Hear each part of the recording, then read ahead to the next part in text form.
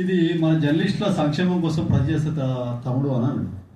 అంటే ఏం చేస్తుంది అంటే జర్నలిస్టులకి ఏముంటుంది, మనం పోతాం వార్తలు రాస్తాం, మనం మన పని మనం చేసుకుంటున్నాం కదా. నువ్వు నాకు ఎట్లా జీతం ఇవ్వట్లేవు, నువ్వే నన్ను లంచం తీసుకోరా అని రోడ్డు మీద పంపిస్తున్నావు, కానీ మళ్ళీ నన్ను లంచం తీసుకున్నావు అని ఎమ్మడి తెల్లారంగానే తీసేస్తావు. మరి నాకు ఇంకా నువ్వు వచ్చి నన్ను ఏం చేస్తావు అని నేను అంటే అట్లా కాదురా బాబు, మనము నాకు 50 సూత్రాలు ఉన్నాయి మన దాంట్లో, మనది పెద్ద యూనియన్, దేశంలోనే మనది పెద్ద యూనియన్, అది ఇదని ఒక గంట చెప్పు కాదు మీకు సరే అని చేసిన. ఆ తర్వాత ఒక 6 నెలల తర్వాత మళ్ళీ ఒక సందర్భంలో కలిసింది.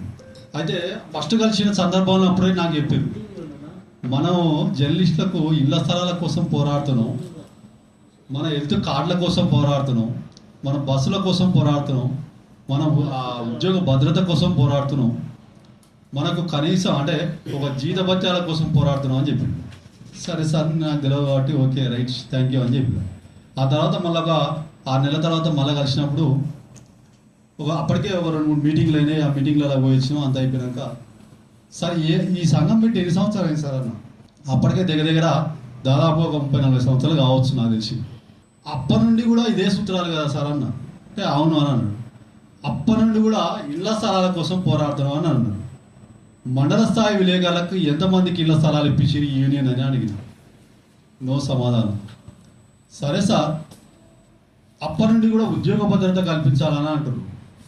మీరున్నటువంటి యూనియన్ నాయకులు అందరూ కూడా వివిధ పెద్ద పత్రికలలో పనిచేస్తున్నటువంటి ఎడిటర్లు, ఇతర సంబంధించినటువంటి స్థాయిలో ఉన్నవాళ్ళు, కానీ మీ కిందనే ఈ రిపోర్టర్లు పనిచేస్తున్నారు, వీళ్ళే మీ యూనియన్లో సభ్యులుగా ఉన్నారు. వీళ్ళని మండల స్థాయిలో యాడ్స్ తీసుకురాలేదు లేదా పేపర్ చందా చేయించలేదని వీరిని తీసేసి ఇంకొకరు పెట్టుకుంటారు. మరి మీ యూనియన్లు ఏం చేస్తున్నాయి? మీరే పైన ఉంటారు, మీరే కిందంగా వీళ్ళని తీసేస్తున్నారు. మరి మీ యూనియన్ ఏమిటికి నాకేం చేస్తారు ఇక్కడ?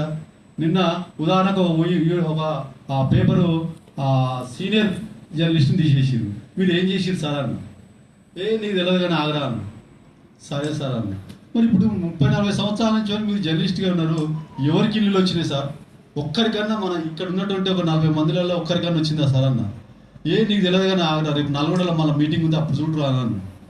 అట్లా నేను ఇప్పటికి నేను వచ్చి 18 సంవత్సరాలు అయినప్పటికీ కూడా అవే సూత్రాలు చెప్పుకుంటున్నాం, అవే ముచ్చటతో ముందు పోతున్నాం, అదే యూనియన్లు అదే బాగా భావిస్తూ ఉంది. ఇప్పటికి కూడా నిన్న కూడా ప్రెస్ అకాడమీ చైర్మన్గా అయినాక మొట్టమొదటిసారిగా ఆయన దగ్గరికి పోయి ఆయనకు బోకే ఇచ్చినటువంటి వ్యక్తి నేనే. అక్కడ కూడా అడిగిన, సార్ ఏమైనా సార్ ఇళ్ళ స్థలాలు ఏమైనా ఎంతవరకు వచ్చినాయి సార్ అన్నాను. రేపు 15 రోజులు ఇస్తున్నా చూడు బాబు అని అన్నాడు. సరే అన్నాం. ఆ తర్వాత 15 రోజుల తర్వాత ఆ ఇళ్ల స్థలాలు రేవంత్ రెడ్డి చేతుల మీద ఇస్తే అక్కడ మనం లిస్టు తీస్తే మీకు తెలుసో తెలియదో 99% ఆంధ్ర జర్నలిస్టులకు తెలంగాణ జర్నలిస్టులో ఇళ్ల స్థలాలను కేటాయించింది. మినిస్టర్ల ఇంకా తరుణులకు తెలియదో, మినిస్టర్ల బంధువులకు కాదు మినిస్టర్లకే ఇచ్చింది. ఆంధ్రప్రదేశ్లో ఉన్నటువంటి మినిస్టర్కు అంటే అతను గతంలో జర్నలిస్ట్గా చేసిండు, ఆయనకు కూడా ఇల్లు ఇచ్చింది. ఇంకేం చేయాలి? ఇక్కడ ఉన్నటువంటి అల్లనారాయణ అయితుంది, బెల్లనారాయణ అయితే వీళ్ళందరికీ కూడా ఇదే మనం నిలబడ్డటువంటి ప్లేస్లో కూడా ఇక్కడ జర్నలిస్ట్ కాలనీ ఉంటుంది. మీకు తెలుసో తెలియదు, ఇక్కడ పక్కనే ఈ బిల్డింగ్ వెనకాలనే జర్నలిస్ట్ కాలనీ ఉంటుంది. ఈ జర్నలిస్ట్ కాలనీలో 2 ఇళ్ళు వచ్చినాయి. అదే శ్రీనివాస్ రెడ్డికి అవుతుంది, అదే అల్లనారాయణకి అవుతుంది, అదే ఆంధ్రజ్యోతి శ్రీనివాస్కి అవుతుంది. వీళ్ళందరికీ కూడా మెయిన్గా ఉన్నటువంటి వాళ్ళందరికీ కూడా వచ్చినాయి. ఇప్పుడు మళ్ళీ వాళ్ళకే మళ్ళీ అక్కడ కూడా వచ్చినాయి. అదే మన ఆయన కూడా ఇందులో 2 వచ్చినాయి, ఇప్పుడు అందులో 2 వచ్చినాయి. మళ్ళీ ఇప్పుడు ఇవి 2 కాకుండా జూబ్లీ సొసైటీలో ఉన్న కూడా 2 ఇళ్ళు ఉంది. అంటే యూనియన్ పెట్టేది ఎందుకు? మరి కింద ఉన్నటువంటి కింది స్థాయి జర్నలిస్టులకు మనం న్యాయం చేయాలి, కానీ మనం పైన కూర్చొని మనమే ఇక మైక్ మీద ముందట ఉన్నాం కదా అనేసి మనమే మైక్ పట్టుకొని వెళ్ళాడితే ఇక దానికి సార్థకత ఎంతవరకు పోతుంది.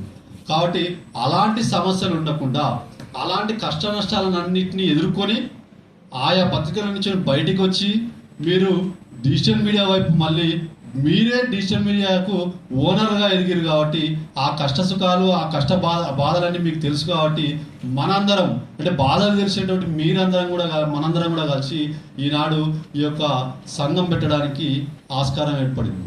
కాబట్టి ఈ సంఘాన్ని ప్రతిష్టంగా ముందుకు తీసుకెళ్తూ దీనిలో లోటుపాట్లు ఏమన్నా తగులుతాయి సార్ ఇంతకుముందు అన్నట్టు కొంతమంది ఏ విధంగా ఏం చేయాలనేది కూడా అధికార పార్టీగా కాకుండా ప్రతిపక్ష వాళ్ళు కూడా మన మీద ఒత్తిడి చేయడానికి ఆస్కారం ఉంటుంది. సో కాబట్టి వాటిని అన్నింటి కూడా ఎదుర్కొని మనం ముందు పోవాలని కోరుకుంటూ మరి ఈ యొక్క ఆంధ్ర, అఖిల భారత, జాతీయ భారత ఇవన్నీ కాకుండా ముందు మన ఇంటిని మనం చక్కదిద్దుకున్న తర్వాత మనం పక్కింటికి పోతే మంచిగా ఉంటుంది. సో కాబట్టి ముందు మన ఇంటిని సరిదిద్దుకోవాలంటే ముఖ్యంగా మనం తెలంగాణ డిజిటల్ మీడియా జర్నలిస్టుల సంఘం అని పెడితే బాగుంటుంది. ఎందుకంటే ఇప్పుడు మన మిత్రులు అన్నట్లు వర్కింగ్ జర్నలిస్టులు అంటే అది ఆల్రెడీ ఒక సంఘానికి అనుబంధంగా పనిచేస్తుంది. మనం ఏ వర్కింగ్ అని పెట్టినా మళ్ళీ మనల్ని ఆకవ కిందకే వేస్తారు. మళ్ళీ ఫెడరేషన్ అని పెడితే అది కూడా ఒక సంఘానికి అనుగుణంగా పనిచేస్తుంది. కమ్యూనిస్టులకు సంబంధించినటువంటి ఫెడరేషన్గా పనిచేస్తుంది. సో ఆ ఫెడరేషన్ అని మనం పెడితే మళ్ళీ మనల్ని కూడా ఆకవ కిందగా పడేస్తారు. సో అఖిల భారత అని పెడితే అది కూడా ఇంకొక సంఘానికి సంబంధించినటువంటి వ్యవస్థగా పనిచేస్తుంది. సో మనల్ని ఏ గాడిలో కట్టేయకుండా మనల్ని సొంత గాడిలో మనం కట్టేసుకోవాలి. సో కాబట్టి మనం సొంత గాడిగా ఉన్నప్పుడే మనం స్వతంత్రంగా ముందుకు పోగలుగుతాం. కాబట్టి మనం ఎవరి పంచాన చేరకుండా మనల్ని ఎవరు అజమాయిషి చేయకుండా మనం సపరేట్గా డిజిటల్ అంటే తెలంగాణ డిజిటల్ మీడియా జర్నలిస్టుల సంఘం అని పెడితే మనం ముందు పోతే మనమే స్వతంత్రంగా ఉంటాం. కాబట్టి మనం ఏ స్టెప్ ఇచ్చినా మనం